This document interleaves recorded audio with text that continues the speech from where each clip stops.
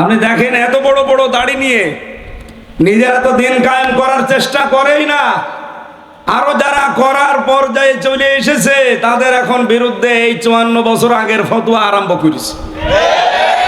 বিভিন্ন দরবার থেকে এখন ফতোয়া আসতেছে যে বাংলাদেশে একামতে দিন যারা কায়েম করতে চায় এই 80 বছরে তাদের অর্জন কি? তাদের অর্জন নাকি কিছুই নেই। আপনি কিছুই দেখতে পান না। আপনি নিজে ইনস্টিটিউটে বলেন যে আমি কোনো রাজনীতি করি না, আপনার এই কথা বলা যায় হয় কি করে? বিশ্বনবী মুহাম্মদুর রাসূলুল্লাহর নবুয়ত পাওয়ার পর থেকে ইন্তেকাল, এই 23 বছরের 1 সেকেন্ডও আপনি বাদ দিতে পারবেন না। হ্যাঁ, কথা বলেন না কেন? নবীজি এই বিশাল জীবনে রাজনীতি না করলে উনি রাষ্ট্রপ্রধান হলেন কি করে? আর আপনি গা বাঁচানোর জন্য বলেন যে আমি কিন্তু কোনো দল করি না, রাজনীতি করি না। পিটিয়ে সোজা করা দরকার শয়তান। বলে জামাত ইসলামী বাংলাদেশের কোনো অবদানে 80 বছরে আমরা দেখি না। আপনি কি দেখবেন? এই 80 বছরে তারা যা করেছে আপনাকে এরকম 50টা 80 বছর দিলেও কিচ্ছু পারবেন না দরবার নিয়ে। আপনি তো আছেন আপনার শুধু ব্যবসা নিয়ে। 20,000 মুরিদ থাকলে প্রতি মাসে মাসে 1 টাকা করে দিলে 20,000 টাকা। এক কথা বলেন না কেন?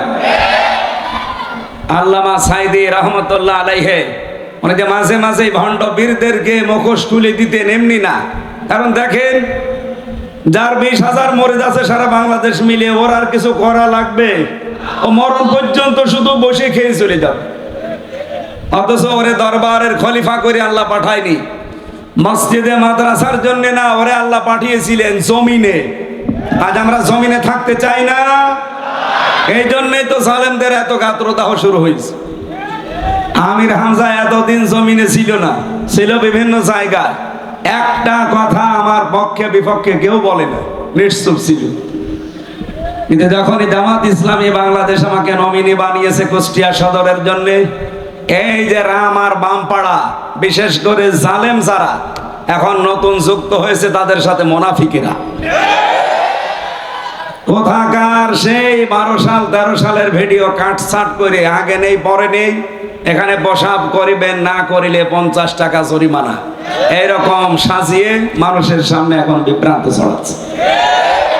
আমি 1.5 ঘন্টা 2 ঘন্টা কথা বলি, পুরাটা শোনেন তো একটা ভুল বের করতে পারেন কিনা? হ্যাঁ, স্লিপ অফ টান কিছু হতে পারে, এটা আমার ইচ্ছাকৃত না, অনিচ্ছাকৃত ভুল মার্জনীয়।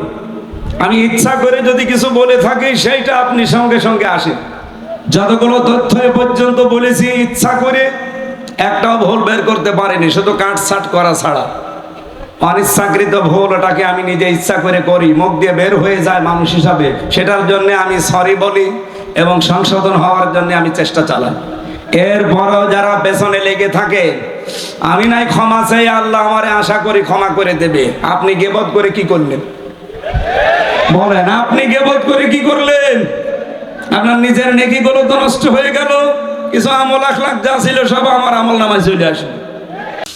সুন্নাত নয় শুধু দাওয়াতের মেহমান, সুন্নাত নয় শুধু খাওয়া শেষে মধুপান, আরো কিছু সুন্নাত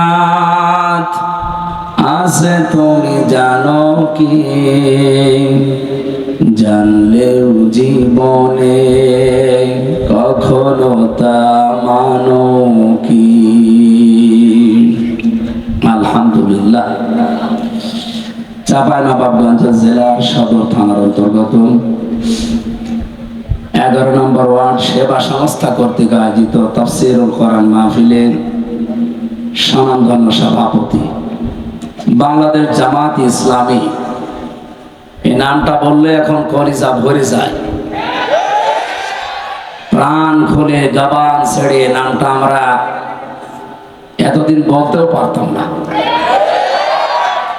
বাংলাদেশ জামাত ইসলামী চাঁপাইনবাবগঞ্জ জেলা শাখার শ্রদ্ধাভাজন আমির মাওলানা আবু যর গফারি আতালাল্লাহু উমরাহু ওয়া বারাকাল্লাহু ফি হায়াতি, প্রধান অতিথি বাংলাদেশ জামাত ইসলামী ঢাকা মহানগরী দক্ষিণ কেন্দ্রীয় নির্বাহী পরিষদের সদস্য এই আসনের জন্য বাংলাদেশ জামাত ইসলামী থেকে মনোনীত নমিনি শ্রদ্ধাভাজন ব্যক্তিত্ব বিশিষ্ট রাজনীতিবিদ, সাবেক ছাত্রনেতা, বাংলাদেশ ইসলামী ছাত্র শিবিরের কেন্দ্রীয় সাবেক সভাপতি জনাব নুরুল ইসলাম বুলবুল, আতালাল্লাহু উমরাহু ওয়া বারাকাল্লাহু ফি হায়াতি। বিশেষ অতিথি সাবেক এমপি চাঁপাইনবাবগঞ্জ সদর ৩ জনাব লতিফুর রহমান। এখানে আরেকজন আছেন সাবেক মেয়র চাঁপাইনবাবগঞ্জ পৌরসভা, আমার ভালোবাসার মানুষ, শ্রদ্ধাভাজন ব্যক্তিত্ব জনাব নজরুল ইসলাম। হায়াতে তাজ্জেবা সিহাতে কুল্লিয়া কামনা করছি, বলেন আমিন। আলোচনা করলেন মাওলানা হোসেন আহমেদ মাহফুজ চুয়াডাঙ্গা, মাওলানা আব্দুল মকিম জিহাদি, আপনাদের এই বড় মসজিদের সম্মানিত খতিব। মঞ্চে বসা ওলামা ইকরাম, সামনে বসা মুসলমান ভাইরা, পর্দার আড়ালের সম্মানিতা মা এবং বোনেরা, প্রশাসনের ভাইরা, প্রাণ প্রিয় চাঁপাইবাসী। আমার মনে হয় চাঁপাইনবাবগঞ্জে আসলে ওই শহীদের কথা মনে হয় যিনি কোরআনের জন্য জীবন দিয়েছিলেন। ভোলাহাট থানায় বাড়ি না, কোন থানায় যেন, গমস্তাপুর। কোরআনের জন্য যে জীবন দিয়েছিল একটা যুবক, শিবগঞ্জ, শেষ মোহাম্মদ, শহীদ শেষ মোহাম্মদ। আল্লাহ রাব্বুল আলামিন তাকে জান্নাতের সুউচ্চ মাকাম দান করেন। দল মত নির্বিশেষে আজকের এই অনুষ্ঠান আমরা সাজিয়েছি। এটা শুধু বাংলাদেশ জামাত ইসলামীর না, মানুষ পদবাচ্চে আমরা যারা বিবেচিত তাদেরকে আমরা ডাক দিয়েছি আজকে। আমাদের পরিচয় আমরা 3টা দেই। 1 নম্বরে আমরা মানুষ। 1 নম্বরে কি? ওয়ালাকাদ কাররামনা বানি আদম। আল্লাহ তাআলা বলেন পৃথিবীতে সবচেয়ে বেশি সম্মান দিয়েছি বনি আদম সন্তানকে। সেই হিসাবে আমরা দাবি করতে পারি কি বলেন তো? মানুষ। আরো জোরে বলেন কি? 2 নম্বরে আরেকটা উপরের পরিচয় আছে, এটা সবাই দিতে পারে না, যারা দায়িত্ব পালন করে তারা দিতে পারে, তার নাম খলিফা। কি বললাম? ইন্নী জাইলুন ফিল আরদি খলিফা, অবশ্যই আমি জমিনে খলিফা পাঠাতে চাই। এই গল্প করেন মানে? এদিকে তাকান। এখানে কথা বুঝবে না, বাইরে চার দোকানে যে গিবত করবে।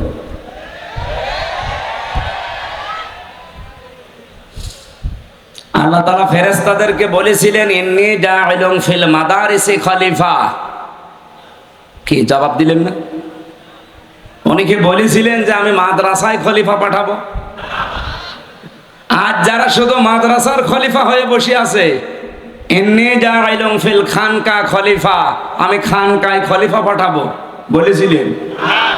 আজ যারা খানকা কেন্দ্রিক, দরবার কেন্দ্রিক, সিলসিলা কেন্দ্রিক শুধু বসে আছেন খলিফা হয়ে, বলে আমি অমক পীরের খলিফা। আপনি তো দাবি করবেন আমি আল্লাহর খলিফা, কিসের পীরের খলিফা? আপনি আপনাকে পাঠিয়েছেন আল্লাহ তার নিজের খলিফা করে মাদ্রাসায়, খানকায়, মসজিদে, দরবারে। কোথায়? ফিল আরদি, জমিনে। আল্লাহর খলিফা আমরা যারা দাবি করি আজ জমিনে আমরা তো নেই। আমরা কেউ খানকায়, কেউ মসজিদে, কেউ মাদ্রাসায়, কেউ দরবারে, এগুলো নিয়ে দখল করে বসে আছি। জালেমরা জমিন ফাঁকা পেয়েছে, 180 মাইল বেগে চালাচ্ছে। এবার আর চালাতে দেওয়া হবে না। কথা বলেন না কেন? এবার আর চালাতে দেওয়া হবে না। এবার চালাতে চাইলে আমাদের উপর দিয়ে চালাতে হবে, কারণ এখন আমরা জমিনে আছি। এতদিন জমিনে হয়তো থাকতে দেননি, আর কিছু মানুষ যদি জমিনে থাকার পরিবেশ ছিল তারা শুধু ওই কেন্দ্রিক কেন্দ্রিক কেন্দ্রিক ছিল। কম কেন্দ্রিক বুঝেছে? এরাই শুধু 4 দেওয়ালের মাঝে এইটাকেই মনে করেছে এইটাই দুনিয়া। আমি তো নিজে কওমি মাদ্রাসায় পড়েছি, হাফেজি মাদ্রাসায় পড়ে দেখেছি। যখন পড়তাম আমার মনে হতো যে এইটাই মনে হয় পৃথিবী, এর বাইরে আর কিছু নেই। আমার কওমি মাদ্রাসা যেহেতু একটু বড় ছিল তো মনে করতাম যে এর বাইরে মনে হয় আর পৃথিবী তার কিছু নেই। বাইরে যখন বিশ্ববিদ্যালয়ে আসলাম তখন দেখি ও আল্লাহ, ও তো কিছুই না। এরপরে যখন লেখাপড়া করা মানুষ, এদের সর্বোচ্চ চাহিদা যে একটা মসজিদ আর একটা মাদ্রাসা পেলেই হবে। এই কারণে তারা দুনিয়া আখেরাত ওইভাবে না বোঝার কারণে, তারা ওস্তাদগণের এবং তাদের সিলেবাসের দোষের কারণে তারা ফতোয়াবাজি এখন করছে একামতে দ্বীনের বিরুদ্ধে। আমি কথা বোঝাতে পেরেছি কিনা জানি না। আপনি দেখেন এত বড় বড় দাড়ি নিয়ে নিজেরা তো দিন কায়েম করার চেষ্টা করেই না, আরো যারা করার পর্যায়ে চলে এসেছে তাদের এখন বিরুদ্ধে এই 54 বছর আগের ফতোয়া আরম্ভ করেছে। বিভিন্ন দরবার থেকে এখন ফতোয়া আসতেছে যে বাংলাদেশে একামতে দিন যারা কায়েম করতে চায়, এই 80 বছরে তাদের অর্জন কি? তাদের অর্জন নাকি কিছুই নেই। আপনি কিছুই দেখতে পান না। আপনি নিজে স্টেজে উঠে বলেন যে আমি কোনো রাজনীতি করি না, আপনার এই কথা বলা যায় হয় কি করে? বিশ্বনবী মুহাম্মদ রাসূলুল্লাহর নবুয়ত পাওয়ার পর থেকে ইন্তেকাল, এই 23 বছরের 1 সেকেন্ডও আপনি বাদ দিতে পারবেন না। হ্যাঁ, কথা বলেন না কেন? নবীজি এই বিশাল জীবনে রাজনীতি না করলে উনি রাষ্ট্রপ্রধান হলেন কি করে? আর আপনি গা বাঁচানোর জন্য বলেন যে আমি কিন্তু কোনো দল করি না, রাজনীতি করি না। পিটিয়ে সোজা করা দরকার শয়তান। বলে জামাত ইসলামী বাংলাদেশের কোনো অবদানে 80 বছরে আমরা দেখি না। আপনি কি দেখবেন? এই 80 বছরে তারা যা করেছে, আপনাকে এরকম 50টা 80 বছর দিলেও কিচ্ছু পারবেন না দরবার নিয়ে। আপনি তো আছেন আপনার শুধু ব্যবসা নিয়ে। 20,000 মুরিদ থাকলে প্রতি মাসে মাসে 1 টাকা করে দিলে 20,000 টাকা। এক কথা বলেন না কেন? আল্লামা সাইদি রহমতুল্লাহ আলাইহি মানে যে মাঝে মাঝে ভণ্ড বীরদেরকে মুখোশ খুলে দিতেন, এমনি না। কারণ দেখেন, যার 20,000 মুরিদ আছে সারা বাংলাদেশ মিলে, ওর আর কিছু করা লাগবে? ও মরণ পর্যন্ত শুধু বসে খেয়ে চলে যাবে। অথচ ওরে দরবারের খলিফা করে আল্লাহ পাঠায়নি মসজিদে মাদ্রাসার জন্য, না, ওরে আল্লাহ পাঠিয়েছিলেন জমিনে। আজ আমরা জমিনে থাকতে চাই না, এই জন্যই তো জালেমদের এত গাত্রদাহ শুরু হয়েছে। আমির হামজা এতদিন জমিনে ছিল না, ছিল বিভিন্ন জায়গায়। একটা কথা আমার পক্ষে বিপক্ষে কেউ বলে না, নিশ্চুপ ছিল। কিন্তু যখনই জামাত ইসলামী বাংলাদেশ আমাকে নমিনি বানিয়েছে কুষ্টিয়া সদরের জন্য, এই যে রাম আর বামপাড়া, বিশেষ করে জালেম যারা এখন নতুন যুক্ত হয়েছে, তাদের সাথে মুনাফিকেরা, কোথাকার সেই 12 সাল 13 সালের ভিডিও কাটছাট করে আগে নেই পরে নেই, এখানে বসাব করিবেন, না করিলে 50 টাকা জরিমানা, এইরকম সাজিয়ে মানুষের সামনে এখন বিভ্রান্ত ছড়াচ্ছে। আমি 1.5 ঘন্টা 2 ঘন্টা কথা বলি, পুরাটা শোনেন তো একটা ভুল বের করতে পারেন কিনা? হ্যাঁ, স্লিপ অফ টাং কিছু হতে পারে, এটা আমার ইচ্ছাকৃত না, অনিচ্ছাকৃত ভুল মার্জনীয়। আমি ইচ্ছা করে যদি কিছু বলে থাকি সেইটা আপনি সঙ্গে সঙ্গে আসেন। যতগুলো তথ্য এ পর্যন্ত বলেছি ইচ্ছা করে একটাও ভুল বের করতে পারিনি, শুধু কাটছাট করা ছাড়া। অনিচ্ছাকৃত ভুল, ওটাকে আমি নিজে ইচ্ছা করে করি, মুখ দিয়ে বের হয়ে যায় মানুষ হিসাবে, সেটার জন্য আমি সরি বলি এবং সংশোধন হওয়ার জন্য আমি চেষ্টা চালাই। এরপরও যারা পেছনে লেগে থাকে, আমি নাই ক্ষমা চাই, আল্লাহ আমারে আশা করি ক্ষমা করে দেবে। আপনি গীবত করে কি করলেন বলেন? আপনি গীবত করে কি করলেন? আপনার নিজের নেকিগুলো তো নষ্ট হয়ে গেল, কিছু আমল আখলাক যা ছিল সব আমার আমল নামায় চলে আসে। ইমাম আবু হানিফা রহমতুল্লাহ আলাইহি, আমি একটা ঘটনা পড়ছিলাম ওনার জীবনে, আর একটা পড়েছিলাম হাসান বসরি রহমতুল্লাহ আলাইহি। উনি একজনের কাছে একটা মুরিদ বা শাগরেদ দিয়ে একটা মিষ্টি পাঠিয়েছে। লোকটা বলছে, কিসের মিষ্টি? আপনি ওনার নামে কালকে বদনাম করছিলেন, গেবত করছিলেন। আর গেবত বা বদনাম করলে কি হয় আপনি কি জানেন? আপনার জীবনের নেকিগুলো সব তার আমল নামায় চলে গেছে, আর তার গোনা যা ছিল সব আপনার আমল নামায়। আপনি এত বড় উপকার করলেন, আপনার মিষ্টি না খাওয়িয়ে পারা যায়? আমার তো মনে হচ্ছে এই 12 সাল থেকে শুরু করে এই 25 সাল 3 বছর নয় জেলে ছিলাম, বাকি সময়গুলোতে যারা পেছনে লেগে আছেন, আপনাদের বাড়ি বাড়ি আমার মিষ্টি পাঠানো দরকার। আমি তো ভুলের জন্য ক্ষমা চেয়ে মাপ চেয়ে যেভাবেই হোক আমি মাপ আল্লাহর কাছে পাবো বলে আশা করি। কিন্তু আপনি কি করছেন বলেন? আপনি কি করছেন? আপনি নিজাম মজুমদারের বিরুদ্ধে কথা বলেন না, ডক্টর জাফর ইকবালের বিরুদ্ধে কথা বলেন না, শেখ হাসিনার বিরুদ্ধে আপনি কথা বলেন না, আপনি কথা বলেন আমির হামজা, মাওলানা মিজানুর রহমান আজহারি, তারেক মনোয়ারের বিরুদ্ধে না? এই সমস্ত মানুষগুলোর অবদান আপনি অস্বীকার করেন। আপনি কি করেছেন ইসলামের জন্য? আপনি জমিনে কয়দিন ছিলেন বলেন তো? আমার মাজা ভেঙ্গে দিয়েছে শুধুমাত্র নবীজির আদর্শ মানার কারণে, ইসলাম মানার কারণে। আপনি কয়দিন এই কষ্ট সহ্য করেছেন বলেন?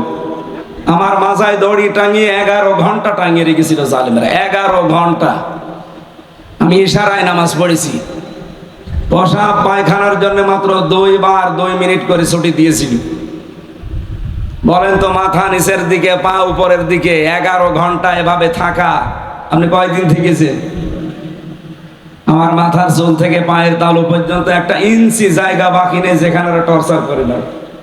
আর আপনি ফতোয়াবাজি করেন দরবারে বসে বসে না?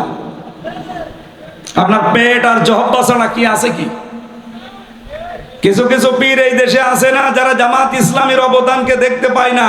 এদের দেখবেন শুধু পেট আর জহব্বা, এই দুইটা বাদ দেবেন কিচ্ছু পাবেন না। এত বড় বড় পেট হয়, মহিলারা দেখে লজ্জা পায়। কি গো, সন্তান হয় আমাদের আর পেট হয় এর? কি ভুড়ি, আখেরি ভুড়ি। আমার মনে হয় এখানে নজরুল ভাই, বা ঠিক আছে আপনি বসেন বসেন বসেন। আমি দ্বিতীয় পরিচয় বলছিলাম, আমরা আল্লাহর কি খলিফা। কি বলেন তো? এবার কি খেলাফতের দায়িত্ব পালন করা যাবে? আমার আজকের আলোচনার বিষয় এই খেলাফতের শর্ত কি কি, এগুলো যদি পূরণ করতে পারি, এই শর্তের উপরে টিকে থাকতে পারলে আল্লাহ তার ওয়াদা এবার ঠিক পালন করবে ইনশাআল্লাহ। 3 নম্বরে আমাদের আরেকটা পরিচয় আছে, সর্বোচ্চ পরিচয়। কি বলেন তো? আমরা আল্লাহর গোলাম। এটা অনেকেই বলতে চায় না, বলে আমি অমুক পীরের গোলাম। ওর কোন জায়গায় মারবেন বলেন তো?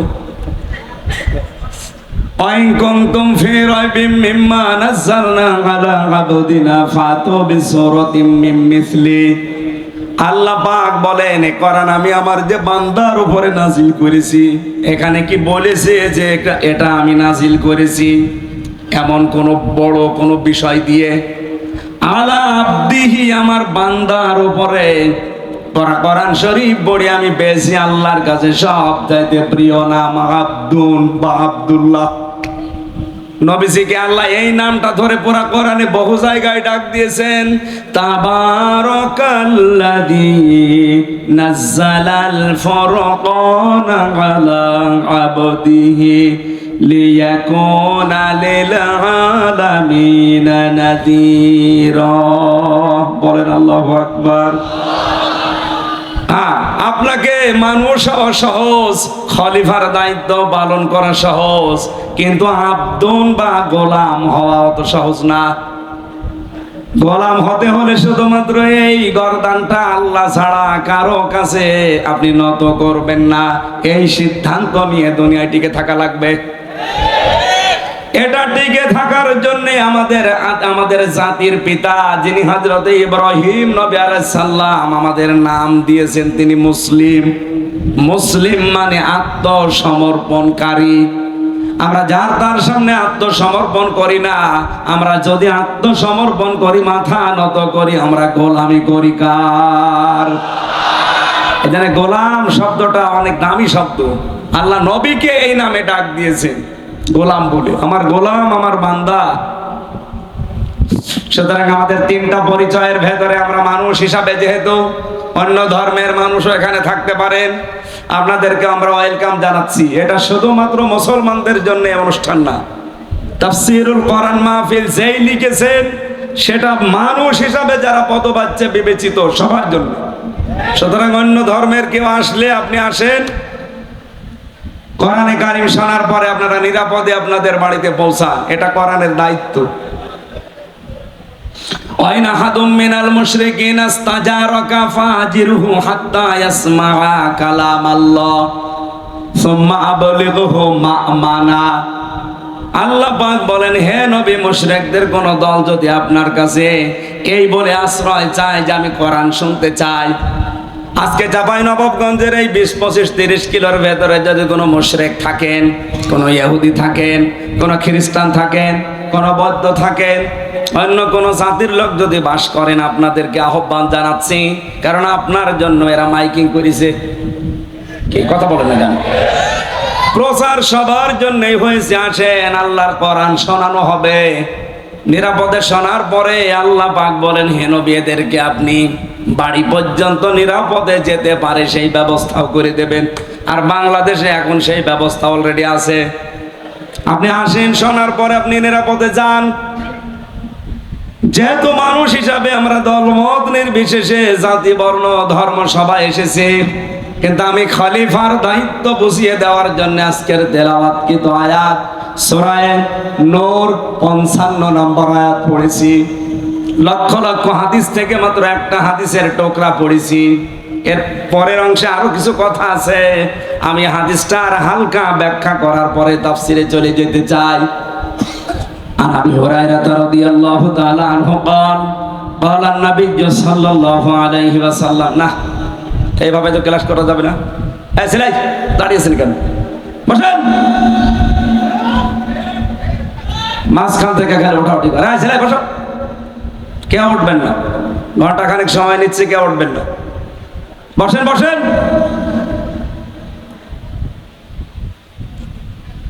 হযরত আবু হুরায়রা বর্ণনা করেন, বিশ্বনবী জানিয়েছেন, ইয়াকালু লি সাহিবিল কোরআন, কিয়ামতের দিন সাহেবে কোরআন যারা, সাহেবে কোরআন কারা? এই যে আজ যারা কোরআনে কারিমের সাথে সম্পৃক্ত হওয়ার জন্য বসে আছেন, আপনারা সাহেবে কোরআন, কোরআন শোনার জন্য, জানার জন্য, বোঝার জন্য যারা চেষ্টা চালাচ্ছেন। এত দামি হয়ে গেছি আজকে আমরা কোরআনের কারণে। এই যে কোরআন শরীফ এই টেবিলের উপরে আছে, আমার মনে হয় চরম পর্যায়ের বিয়াদব ছাড়া কেউ এই টেবিলে এখন আর পাও দেবে না। দেবে? কয়েকদিন আগে পাগল নামে একটা ছেলে নর্থ সাউথ বিশ্ববিদ্যালয়ে কোরআনের উপরে পা দিয়েছে। আমরা ধিক্কার জানাচ্ছি, সে যেই হোক, যদি অন্য ধর্মের, এখন তাকে চালানো চেষ্টা চালাচ্ছে, সে নাকি মাথা খারাপ, পাগল। সে যদি পাগলই হবে, ওই বিশ্ববিদ্যালয়ের লাইব্রেরিতে ত্রিপিটক আছে, বেদ আছে, গীতা আছে, সে ওইগুলো তো লাথি দেয় না, ওইগুলোতে থুথু মারে না, শুধু কোরআন শরীফে লাথি দেয়। তার মানে কোন পাগল আমরা বুঝে ফেলেছি। এর সর্বোচ্চ শাস্তি দেওয়া লাগবে কোরআনের সাথে বিয়াদবি করার কারণে। এই কথা বলেন না কেন? এই শাস্তি আপনারা চান না? আগামী থেকে যেন দুঃসাহস আর না দেখায়। এখন বলছে পাগল হিসাবে চালাতে পারলে তার শাস্তি নাকি মওকুফ হয়ে যাবে। এদেশের বিচার ব্যবস্থায় আমার মামলার যে লোকটার কারণে, সাকিব, তরবারি সাকিব তার নাম, ওর বাড়ি হচ্ছে সিরাজগঞ্জে। মাঝে মাঝে হাজিরা দিতে যেতাম, ওরে দেখতাম। ও এখনো পর্যন্ত জেলে আছে, ছাড়া পাইনি। ও সিরাজগঞ্জ থেকে বাসের উপরে একটা কাঁচির মাথায় এভাবে কাপড় পেঁচিয়ে নিয়ে গেছে, যে সংসদের সামনে ঘুরছিল। পুলিশ ধরে বলছে, ওই বেটা এখানে কি করিস? 20 সালের কথা। বলছে, আমি এই সংসদ ভেঙে ফেলবো। সংসদ ভেঙে ফেলবো মানে? এই কাঁচি দিয়ে সংসদ ভাঙা যায়? যায়। আমির হামজার ওয়াজ শুনে আমি উদ্বুদ্ধ হয়েছি। পুলিশ ওরেও ধরে নিয়ে গেছে, আর আমার নাম যেহেতু বলেছে, আমারও ধরে নিয়ে গেছে। এই যে ধরে নিয়েছে, এই মিথ্যা, এই পাগলের কল্প কাহিনী, এর উপরে 3 বছর আমার জেল। ওই পাগলরে আমি মাঝে মাঝে জিজ্ঞাসা করতাম, এক জায়গায় থাকতাম তো, হ্যাঁ, আমার জীবনে কোনোদিন দেখেছিস? না। তুই আমার নাম বললি কোন কারণে রিমান্ডে? বলতে বলিস মানে? হ্যাঁ, প্রথম দিন যেদিন আমি কাশি নিয়ে গিয়েছি, আমি তো ঘোরাফেরা করছিলাম। আমারে বলছে কয়েকজনের নাম তোর বলা লাগবে, তাহলে তোরে ছেড়ে দেব। আমি তো এই আশায় বলেছি। প্রথমে কয়েকজনের নাম আমার সামনে বললো, তার ভেতরে আপনার নামটা আমার খুব ভালো লিখেছে। আমি মনে করলাম, আল্লাহ, এই পাগল তো আসলে পাগল, এরে না সার্টিফিকেট দেওয়া যায়। আমারে বলছে আপনার নামটা আমার খুব ভালো লেগেছে, কয়েকজনের নাম বললো, আপনার নামটা ভালো লেগেছে এই জন্য নামটা বলে দিল। এইরকম পাগল হলে না ডাক্তারি সার্টিফিকেট তৈরি করা যায়, কিন্তু যে পাগল বিশ্ববিদ্যালয়ে পড়ে তার সামনে ত্রিপিটক আছে, বেদ আছে, গীতা আছে, ধর্মীয় গ্রন্থ তো আরো আছে, একটাও লাথিও দেয় না, থুতুও দেয় না, শুধু কোরআন শরীফে লাথি দেয়। তার মানে এটা এখন পাগল বলে সাব্যস্ত করে চালানো আর যাবে না, এটা আসলে জাতে মাতাল, তাহলে ঠিক আছে। এরা আপনি রিমান্ডে উল্টো করে ঝোলান, দেখেন ঠিক সব বলে দেবে পেছনে কারা কারা আছে। ও কোনো উদ্দেশ্য নিয়ে এই কাজ করেছে। সাম্প্রদায়িক দাঙ্গা তৈরি করার জন্য দাদা বাবুরা বহু চেষ্টা চালিয়েছে এই 14 মাসে, একটাও সফল হতে পারে না। আর এবারের যে পূজা, ওরা তো ব্যর্থ হয়ে গেছে। বহু চেষ্টা চালিয়েছিল এই পূজা এবার একটা ঝামেলা তৈরি করতে, কিন্তু ইসলামপন্থী মানুষেরা এই দেশে এমন একটা শান্ত পরিপরে আঘাত দিলেন, আমরা অন্য কোনো কারণে না, আমরা চাই তার বিচার হোক, কারণে কোরআনে কারিম আমাদের কলিজার চাইতেও দামি।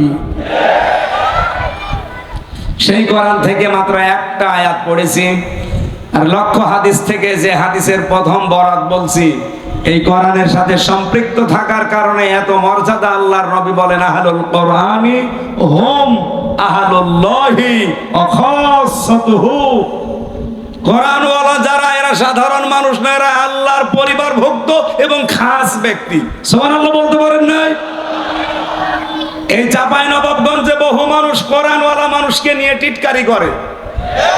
কোরআনের অনুষ্ঠান হলে আমরা দেখেছি তারা ভিডিওর মাধ্যমে, সংবাদ সম্মেলনের মাধ্যমে উল্টা পাল্টা কথা তাদের নামে লাগিয়েছে। আমরা নাকি কোরআনের নামে চাঁদা তুলি। বাংলাদেশে প্রমাণ কেউ দিতে পারবেন যে কোরআনের নাম করে কেউ এই দেশে আমরা চাঁদা তুলেছি? না, মানুষ নিজে কোরআন প্রচার করতে পারলে সৌভাগ্যশালী মনে করে, এই কারণে আরো দেশে দিয়ে যায়। আজকে আজিজ সাহেব নাকি দায়িত্বে আছে, জিজ্ঞাসা করেন তো ও কোরআনের এই অনুষ্ঠানের জন্য কোন জায়গায় চাঁদাবাজি করেছে কিনা। অথচ যারা বড় বড় চাঁদাবাজের বাপ, তারা এই ফতোয়া নিয়ে আসে। ডক্টর মিজানুর রহমান আজহারি হাফিজাহুল্লাহ এ জেলায় একবার এসেছিলেন না? তাকে নিয়ে আমি কয়েকজনের কথা শুনলাম, তারা একেবারে খেয়ে দিয়ে লেগেছে মাথায় কাপড় বেঁধে। মুফাসসিরে কোরআন দুইজনই এমন এমন ফতোয়াবাজি আরম্ভ করেছে দুইজন মিলে। এই মিজান আজহারি আসার কারণে এই চাঁপাইনবাবগঞ্জের নাকি প্রত্যেক বাড়ি থেকে চাউল ডাউল কালেকশন করা হয়েছে। এমন কোন বাড়ি ঘর নেই, দোকানপাট নেই যেখানে চাঁদাবাজি করা হয়নি। আরে ভাই, আপনার মতো চাঁদাবাজি করতেছে কি পাথর মেরে আমি মানুষ মেরে ফেলি? কোরআন প্রচারের দায়িত্ব যেমন আমার, যেই লোকটা 500 টাকা দিচ্ছে তারও দায়িত্ব এটা। সে হয়তো সরাসরি ভাবে আসতে পারে না, টাকা দিয়ে সাহায্য করে, কথা বলেন না কেন? আর আপনি এইটাকে আপনার মতো চাঁদাবাজি হিসাবে চালিয়ে দিচ্ছেন। কোথায় চাঁদা কোরআনের জন্য দান করা আর কোথায় চাঁদাবাজি করা? আকাশ আর পাতালের চাইতেও বেশি ফারাক না? নিজেদের অপরাধগুলো ঢাকতে তারা এই উল্টাপাল্টা কথা সামনে নিয়ে আসে। মানুষ এখন আর পাগল নেই, কারণ এটা তো আর আগস্টের 5 তারিখের আগে না, এখন অক্টোবরের 9 তারিখ চলছে। হ্যাঁ, কথা বলেন। 54 বছরে বহু কিছু খাওয়িয়েছেন, এখন আর খাওয়াতে পারবেন না, কারণ এখন শুধু মানুষ না, এখন আমরা আল্লাহর খলিফা। এই খেলাফতের শর্ত কি, খলিফা হতে হলে কি কি করা লাগবে, ওই কথাগুলো আজকে শুনে যাবেন তো নাকি? কোরআন দিয়ে বলবো আমি ইনশাআল্লাহ। কিয়ামতের দিনে সাহেবে কোরআন যারা, নবীজি বলেন, আল্লাহ নিজে বলবেন ইকরা, পড়ো, আর তাকি উপরে ওঠো, অরাত্তিল, কিভাবে পড়বা? তার তিলের সাথে পড়ো, কামা কুনতা তুরাত্তিলু ফিদ দুনিয়া, যেভাবে দুনিয়ায় পড়তে। ও চাঁপাইবাসী, এটা রেকর্ড হচ্ছে, সারা বাংলাদেশের মানুষকে আমি জানাতে চাই, কোরআনে কারীম যদি কিয়ামতের দিন পড়ে পড়ে উপরে উঠতে চান, তার মানে 6666টা আয়াত আমরা অনেকেই জানি, এটা প্রসিদ্ধ। 6236টা আয়াত, এটা বিশুদ্ধ। যেটাই ধরেন সেটাই ঠিক আছে। কিয়ামতের দিন যদি এততলা বিল্ডিং এর উপরে থাকতে চান, আপনি দুনিয়াতে কোরআন পড়বেন ওইভাবে। কিভাবে? আল্লাহর নবী দিয়েছেন রত্তিল।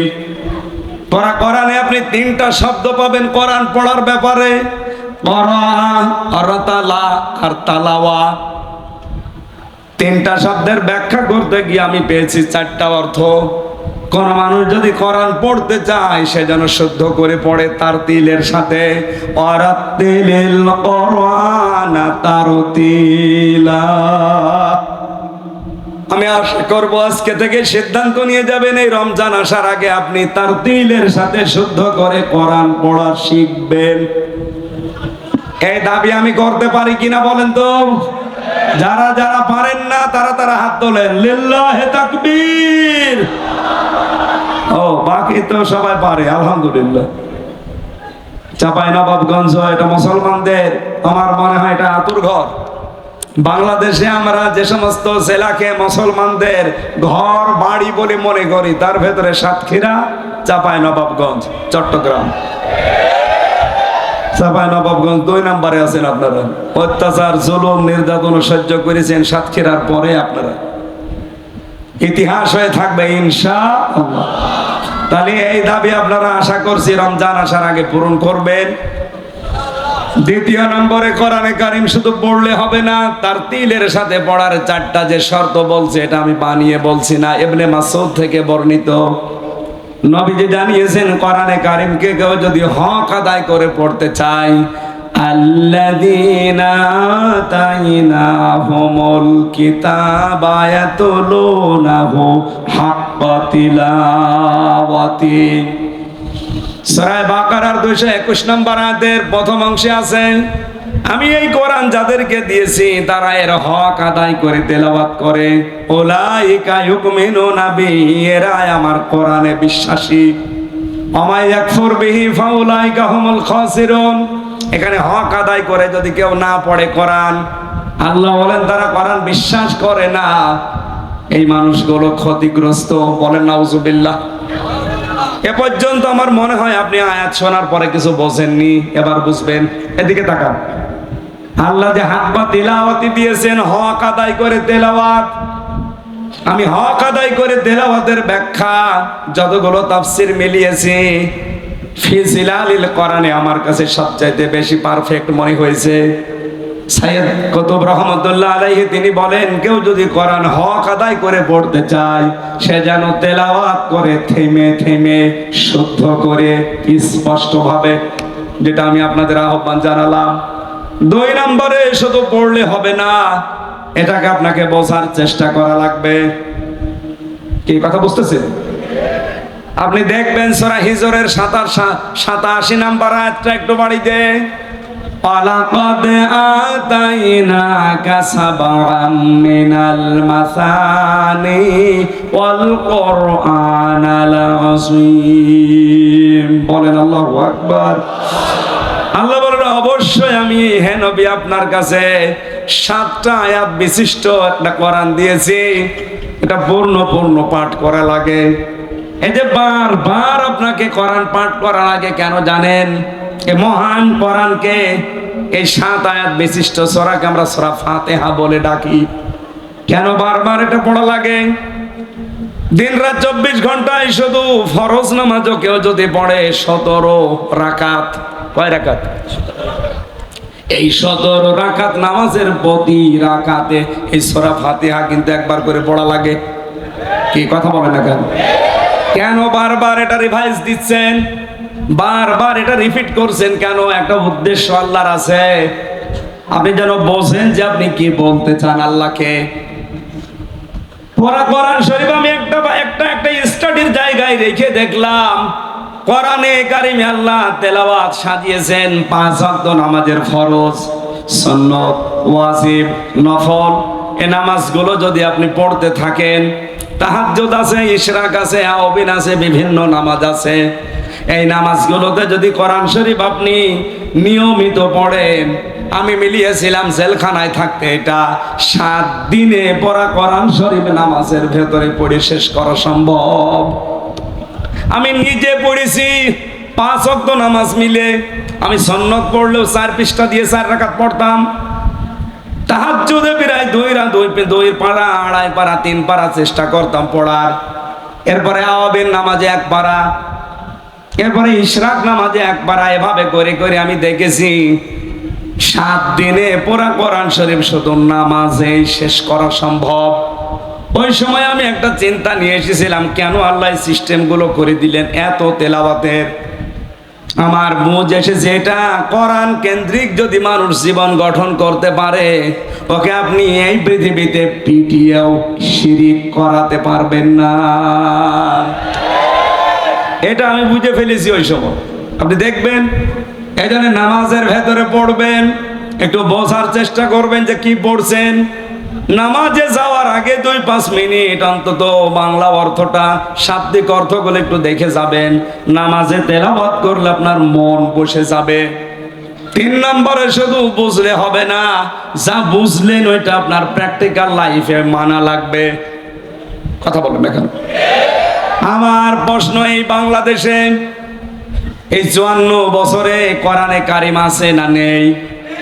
আরো জোরে।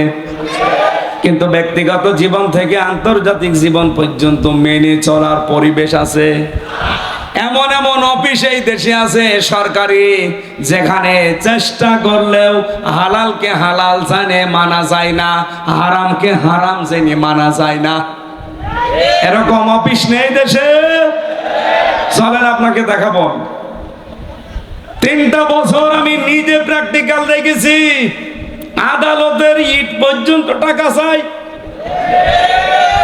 আমার মনে হচ্ছে ইটও এভাবে তাকিয়ে আছে 3 কোনা হয়ে, যে টাকা দেন। আপনি বাংলাদেশের একটা অফিসের নাম বলেন যেখানে আজ টাকা ছাড়া ফাইল চলে না? ফাইল চলেই না, টাকা দেবেন ফাইলের মনে হয় হাত পা বেড়ে যায়। ঘোষ যদি এখন অনেকাংশে বন্ধ হয়েছে, কিন্তু 100% বন্ধ এখনো হয়নি। এটা 100% বন্ধ কিয়ামতের আগে সম্ভব না, যতদিন আল্লাহর কোরআন এই দেশে কায়েম না হবে। সাইয়েদ কুতুব এইটাই বোঝাতে চেয়েছেন না? একটু বোঝেন।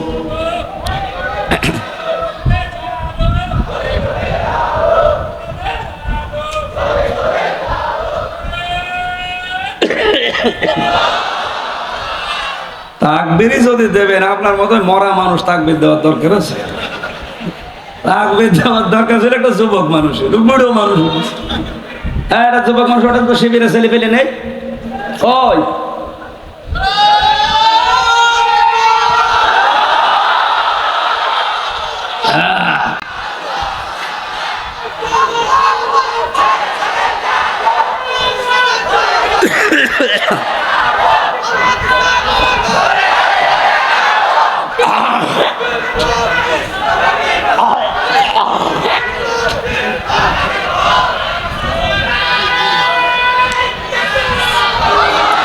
ঠিক আছে, যুবক মানুষের জেলায় আজ থাক। তাহলে 3 নাম্বার শর্ত বলছিলাম আপনাকে, এটা মানতে হবে।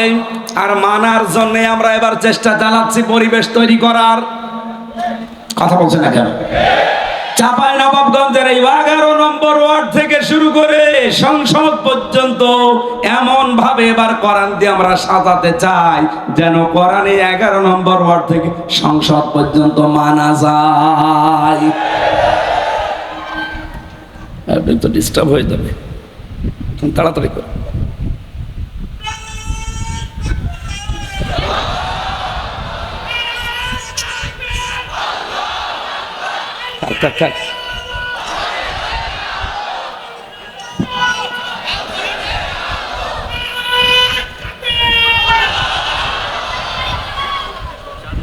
যা লাগবে না,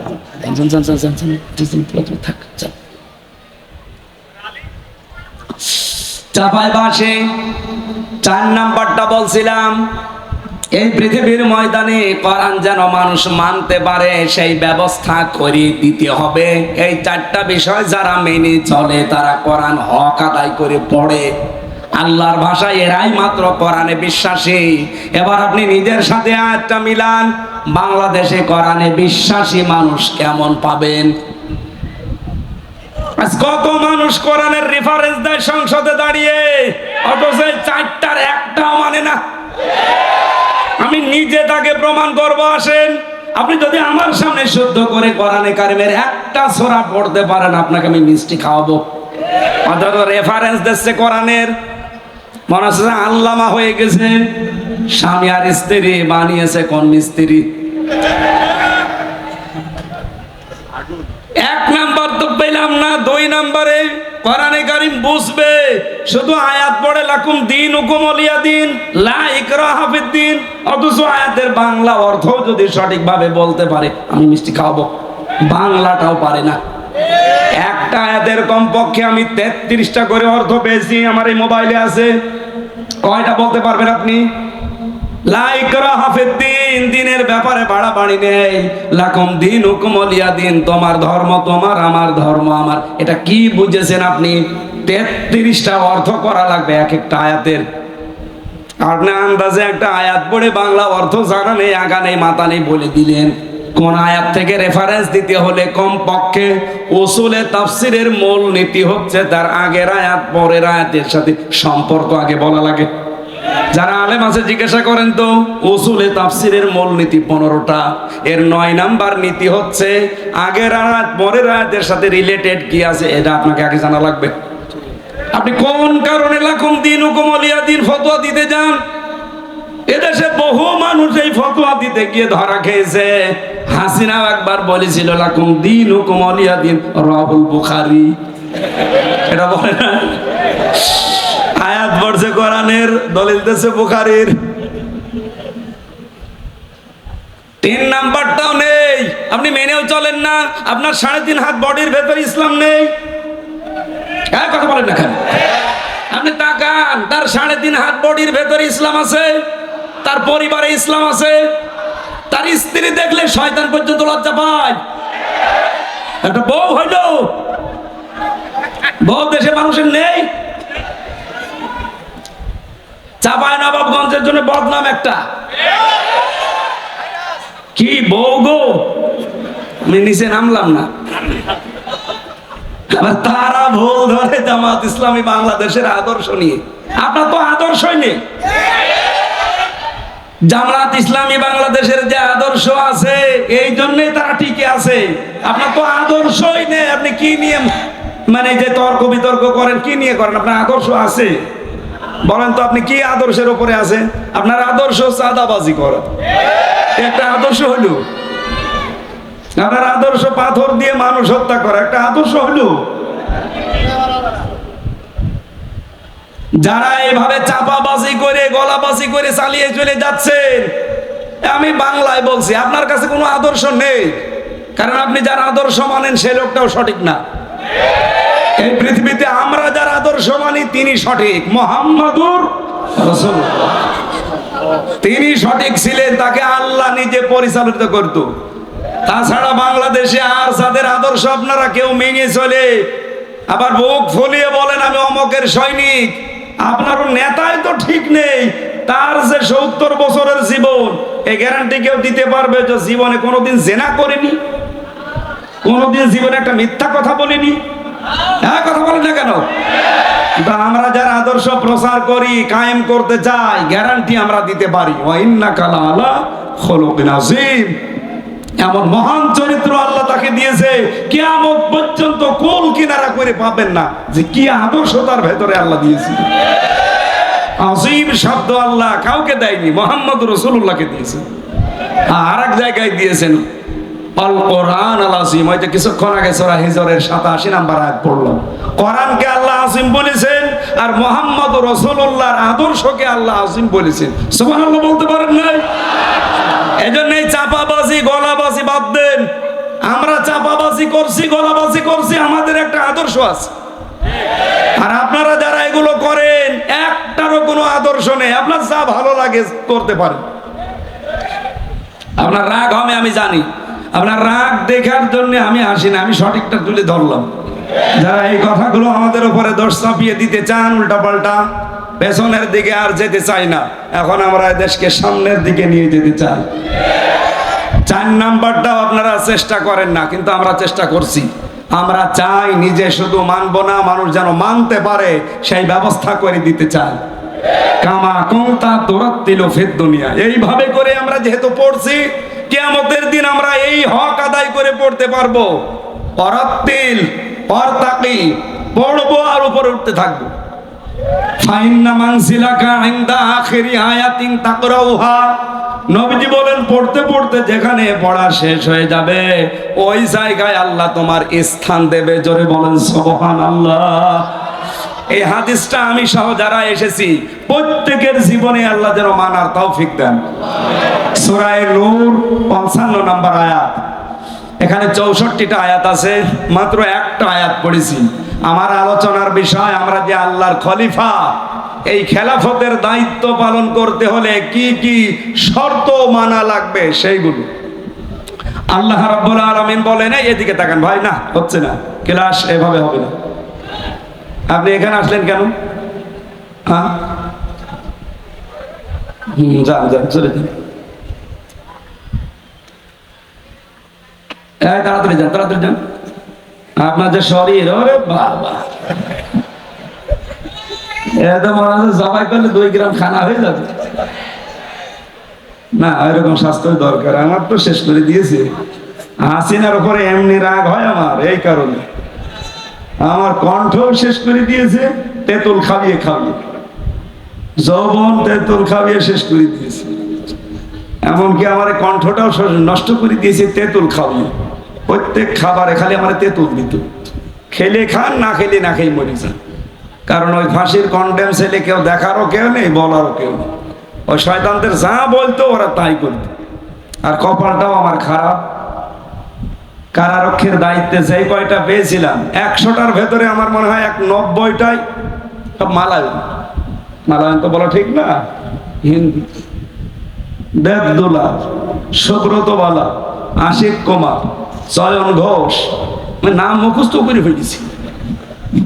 বলা তো যাদের নাম বলছে সব তো আল্লাহর ওলি নাকি? মাইকে জ্বর বাড়িয়ে দেন, গলা ভেঙে যাচ্ছে, রিভাব দিয়ে দেন।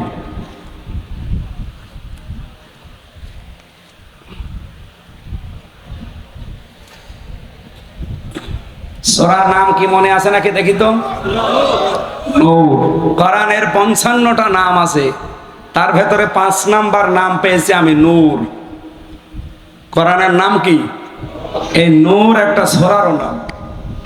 আল্লাহ রাব্বুল আলামিন ইরশাদ করেছেন, ওয়া'দাল্লাহুল্লাযীনা আমানু মিনকুম ওয়া আমিলুস সালিহাত, তোমাদের ভেতরে যারা ঈমান আনে এবং আমলে সালেহ করে, এই 2টা কন্ডিশন যারা মেনে চলতে পারে, আল্লাহ তাদের সাথে ওয়াদা করছেন।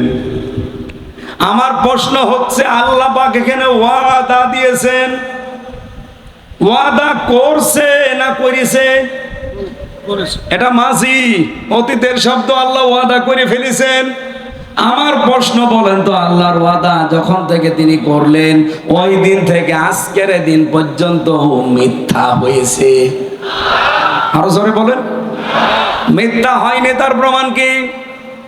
আল্লাহ পাক বলেন, কামাস্তাখলাফাল্লাযীনা মিন ক্বাবলিহিম লা ইস্তাখলিফান্নাহুম ফিল আরদ, লামে তাকিদ নুনে সাকিলা, অবশ্যই আমি আল্লাহ তাদেরকে জমিনের খেলাফতি, শাসন ক্ষমতা, জমিনের কর্তৃত্ব, নেতৃত্ব দান করব, যেমন তাদের পূর্বপুরুষদেরকে আমি আল্লাহ দিয়েছিলাম। আল্লাহর ওয়াদা যে সত্য, এর প্রমাণ এইটাই। এর আগে যারাই দুনিয়া থেকে ঈমান আর আমলের পরীক্ষায় উত্তীর্ণ হতে পেরেছে, একটা মানুষকে আমার আল্লাহ তার এই ওয়াদা থেকে বঞ্চিত করেন নাই। প্রতিটি মানুষদেরকে আমার আল্লাহ ওয়াদা দেখিয়েছেন। যারা ঈমানের উপরে টিকেছিল, ঈমান আনলেই শুধু হয় না, ঈমান টিকিয়ে রাখতে হয়। এখানে বহু মানুষ বসে আছেন, যদি জিজ্ঞাসা করি নামাজ ভেঙে যায় কয়টা কারণে বলেন তো, বলে 7 কারণে।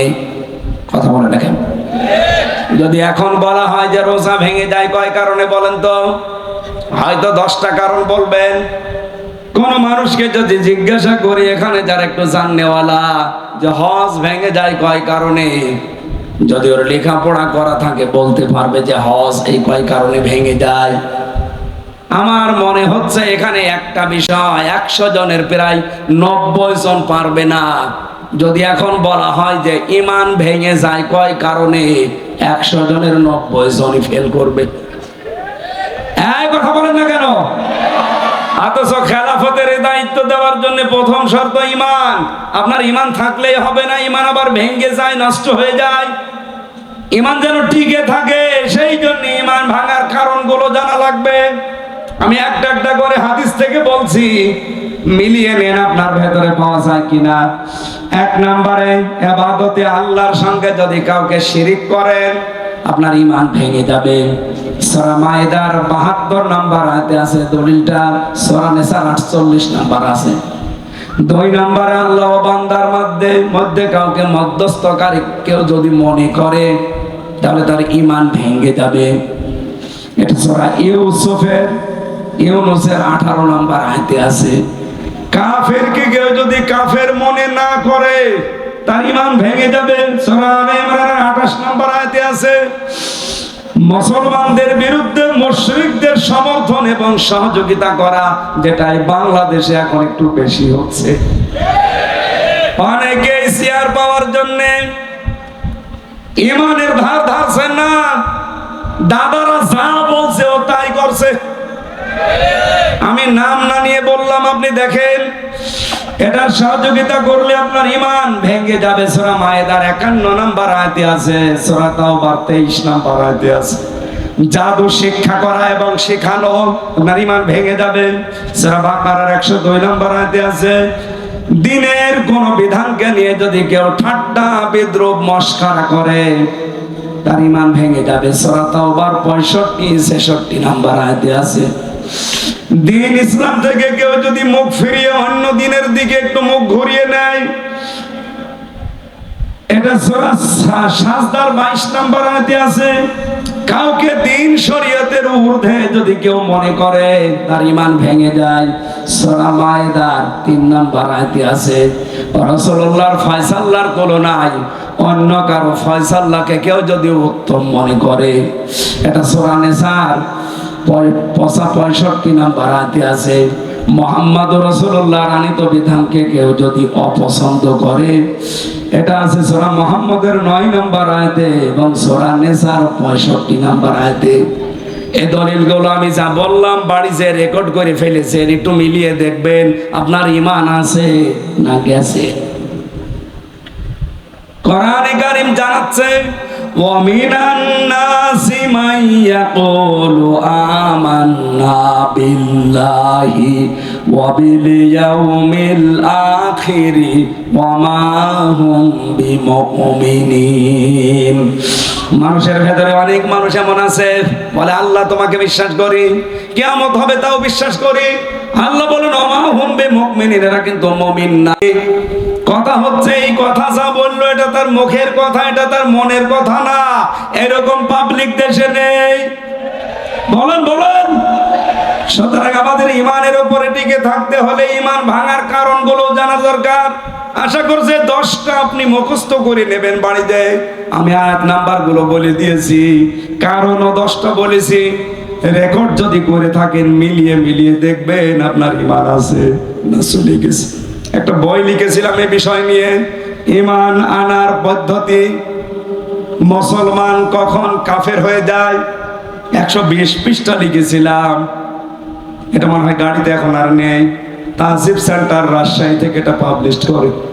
যদি এটা কোনো জায়গায় পান দেখবেন আপনার ঈমান আমার মনে হয় এখন আর থাকার মতো না। কারণ কর্মকাণ্ড এবং যে কাজ কারবার বিশ্বাস আমরা দেখাচ্ছি এটা ঈমান থাকার মতো না। 2 নম্বরে ওয়ামিলুস সালিহাত, তারা ভালো ভালো কাজ করবে। এইবার আমার প্রশ্ন, এদিকে তাকান। যতগুলো ডিকশনারি আমি পড়েছি দেখেছি, এখানে আলেম যারা আছে কেউ কি বলতে পারবেন যে সালেহ মানে শুধুমাত্র নেক সৎ? এখন আধুনিক ব্যাখ্যাগুলো বের হচ্ছে, আপনি দেখেন সালেহ মানে যোগ্য। সালেহ মানে কি? যোগ্য। যারা ঈমান আনার পরে যারা যোগ্য হবে, যারা নিজেদেরকে যোগ্যতা সম্পন্ন করে গড়ে তুলবে তাকওয়ার ভিত্তিতে, এই মানুষগুলোর সাথে আমার আল্লাহর ওয়াদা হচ্ছে জমিনের শাসন ক্ষমতা আল্লাহ তাদেরকে দেবে। আয়াতটা পড়ার পরে আমি মিলিয়েছি বাংলাদেশ জামাত ইসলামীতে এই মানুষগুলো এখন তৈরি হয়ে গেছে। আপনি রাগ করলো, এটা সঠিক কথা। আপনি দেখেন ইউনিয়ন থেকে 11 নম্বর ওয়ার্ড কাউন্সিল থেকে শুরু করে সংসদ পর্যন্ত, এমনকি আন্তর্জাতিক লেভেল পর্যন্ত চালাতে যত যোগ্যতা সম্পন্ন, সৎ এবং সততা সম্পন্ন মানুষ দরকার, সব সেক্টরে জামাত ইসলামীর আছে। এখানে আমেরিকার মতো খ্রিস্টান রাষ্ট্র তারা আজ বলতে বাধ্য হচ্ছে যে বাংলাদেশ জামাত ইসলামীকে এই দেশে আমরা 5 কারণে ক্ষমতায় দেখতে চাই। 5টা কারণে। তার 1 নাম্বার কারণ, তারা যত মানুষ দায়িত্বে আছে সবগুলো তারা সৎ, ভদ্র এবং যোগ্য। 3টা কথা তারা লিখেছে, সৎ, ভদ্র এবং যোগ্য। তাদের সাথে কথা বলা যায়। এদেশে তো 73টা দল আছে, কোন দলের নাম তো বললো না। আরো 4টা আছে, আমি বাদ দিলাম। প্রথমটায় দেখেন তো একটা খ্রিস্টান এই সার্টিফিকেট দিচ্ছে যে জামাত ইসলামী বাংলাদেশ রাষ্ট্র ক্ষমতায় যাওয়া দরকার 5 কারণে। তার 1 নাম্বার, এরা যত মানুষ আছে এই দেশে নেতা সব যোগ্য, সৎ এবং ভদ্র। সুবহানাল্লাহ বলতে পারেন না? 1500 বছর আগে নবীজিকে আবু জেহেল যেমন বলেছিল আল আমিন আস সাদিক, আমার মনে হচ্ছে এই খ্রিস্টানরা এখন এই দেশের একামতে দিনের কর্মীদেরকে সেই সার্টিফিকেট দিচ্ছে। এই জন্য এবার আমরা এই আয়াতটা পড়ার পরে বিশ্বাস করতে পারছি, কারণ জমিনে আল্লাহ খেলাফতি কিছু কিছু কারণে দেয়।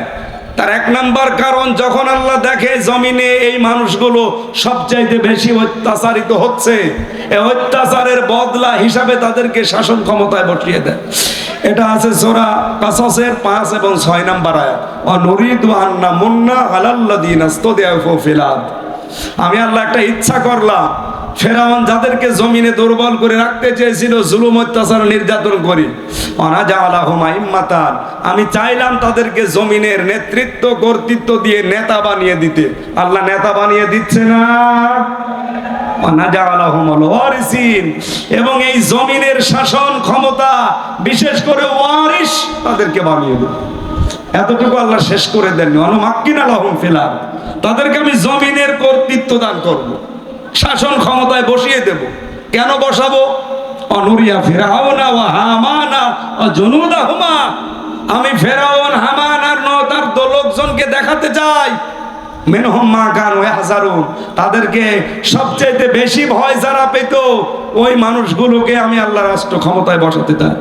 বাংলাদেশ জামাত ইসলামীকে এই দেশের জালেম রাম আর বামরা এই 54 বছর সবচেয়ে বেশি ভয় পেয়েছে। অন্য কোন দলকে এত ভয় পেয়েছে?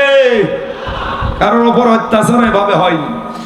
এদের উপর অত্যাচার করেছে একটাই মাত্র কারণ তারা বুঝে ফেলেছে যে এরা সম্ভাবনা একেবারে কাছাকাছি। এজন্য আমাদের উচিত হচ্ছে এই আয়াতটার কিছু আবেগ আছে। রব্বুল আলামিন বলেন এর প্রথম আবেগ কি? আমি আল্লাহ কি করব জানো? ওয়ালা ইউবাদদিলান্নাহুম ওয়ালা ইউমাক্কিনান্নাহুম দীনাহুম আল্লাযী ইরতাদালাহুম, তোমাদের জন্য আমি যেই দিনকে পছন্দ করি ওই দিন আমি তোমাদের ওই জমিনে কায়েম করে দেব।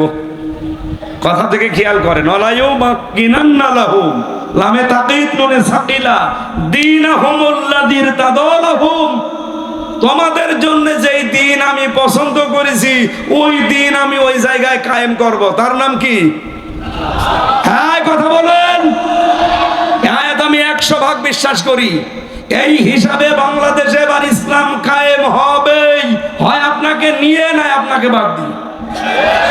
আপনি যদি আসতে চান চলে আসেন, আপনাকে নিয়েই কায়েম হবে। আর যদি কপাল পোড়া থাকেন আপনি থাকেন, আপনাকে বাদ দিয়ে ইসলাম কায়েম হবে ইনশাআল্লাহ। আল্লাহ পাক বলেন দ্বিতীয় নম্বরে কি করব? ওয়ালা ইউবাদদিলান্নাহুম মিন বাদি খাউফিহিম আমনা, আমি পাল্টিয়ে দেব, পরিবর্তন করে দেব তাদের ভয়ের সংস্কৃতিকে নিরাপত্তা দিয়ে। কি ভয় ছিল বলেন তো? আগস্টের 5 তারিখের আগে আমির হামজা আসবে এই কথা শুনলে 14টা ব্যারিকেড পড়ে যেত। কথা বলেন না কেন? আমি এই চাঁপাইনবাবগঞ্জের পৌরসভার ভেতরে ঢুকে এরপরে আবার কুষ্টিয়ায় চলে গেছি, আসতে দেয়নি। আগস্টের 5 তারিখের মাস খানিক আগে আমি আসতে চেয়েছিলাম, আমি আর শাইখ জামাল উদ্দিন ভাই ওনারে আসতে দিয়েছে, আমারে বলছে ও আসলে 144 ধারা জারি।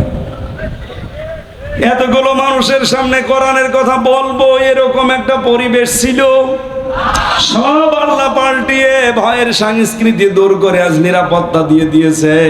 যে পুলিশ এতদিন ধরার জন্য পেছনে পেছনে দৌড় দিত, এখন তারা পেছনে পেছনে পাহারা দেওয়ার জন্য দৌড় দেয়। কুষ্টিয়া এসপি ডিসি ওসি তো বাদই দিলাম, এসপি ডিসি সহ মিটিং করার সময় যে এসপি ইবাদত করা লাগবে আল্লাহর, শিরিক করা যাবে না, এই শর্তগুলো মেনে ঈমান আর আমলের উপরে প্রতিষ্ঠিত থেকে খেলাফতের দায়িত্ব এবার যেন আমাদের দান করেন, বলেন আমিন। মেয়েরা যারা এসেছেন বিভিন্ন জায়গায়, শুধু নামাজ পড়া রোজা রাখা আর কালো বোরকা পরা ইবাদত না। আপনার জন্য আমার লিখিত বই আছে দাম্পত্য জীবনের কলহ এবং তার সমাধান, এটা মেয়েদের, প্রত্যেক বউকে পড়াবেন ও কেন গন্ডগোল করে। আর এটা ঈমান আনার যে পদ্ধতি বললাম, এই যে যেটা নোট করেছিলাম এই বই থেকে, আমার লিখিত বই, এটা নিয়েছেন, কাজে লাগবে, মেয়েদেরকে দেবেন, মঞ্চে আছে। আমি যতটুকু বুঝেছি পরিবারে আর শান্তির পেছনে, শান্তি না থাকার পেছনে দায়ী বউ আর শাশুড়ি, এই দুইজনের ছোট মনের কারণে। এক কথা বলা লাগবে, আমার মতো হাজার হাজার স্বামী এখানে বসে আছে, মেয়েরা যারা এসেছেন এবার একটু ঘুম থেকে ওঠেন, আপনারা তো ঘুমাচ্ছেন, ওঠেন। শুধু নামাজ পড়বেন, রোজা রাখবেন, কালো বোরকা পরবেন, জান্নাতে চলে যাবেন না। যে মেয়েটা পুত্রবধূ হয়ে আসে ওইটাকে নিজের মেয়ের মতো মনে করা লাগবে। এটা আজ 100টার 98টা শাশুড়ি মনে করে না, কথা বলেন না কেন? নিজের মেয়ে 4টা 5টা করে সেদ্ধ ডিম খায়, দুধ খায়, কলা খায়, বাকিগুলোর নাম নাই নাই বললাম, মরণের খাওয়া খায়, কিচ্ছু বলে না। আর বেটার বউ যদি একটা সেদ্ধ ডিম খায় চোখ মোটামুটি করে তাকায়। এরকম শাশুড়ি দেশে নেই। মেয়েদেরকে বলা দরকার যে কার শাশুড়ি এরকম ছোট মনের, হাত তোলেন তো। আপনি কি মেয়ে লোক? মেয়ে লোককে বলছে। শাশুড়ি যারা আছেন, আমি তো নিজের থেকে বলছি, আমার শাশুড়ি আমি খেতে পারলে যা খুশি হয়, যা আনন্দ পায়, আমি দেখেছি আমার বউ বেশি খেতে পারলে আমার মা ওই পরিমাণে খুশি হয়নি। এরকম মাও দেশে নেই, দেশে নেই। আপনি মা একজন উদার হবেন আমার জন্য, আমার বর জন্য, তারপরে তো সংসারে শান্তি আসবে। আপনার এই ছোট মনের কারণে আমিও অশান্তিতে আছি, আমার এই বউটাও অশান্তিতে আছে। এক কথা বলছেন, আমার মনে হয় বউ আর শাশুড়ি যারা আছে, এরপরেও যদি এরা সোজা না হয়, এ কোরআন শরীফ বুখারী শরীফ দিয়ে হবে না, এদের বাকারি শরীফ লাগবে। আল্লাহ মেয়েদেরকে হযরতে খাদিজার মতো বানিয়ে দেন, বলেন আমিন।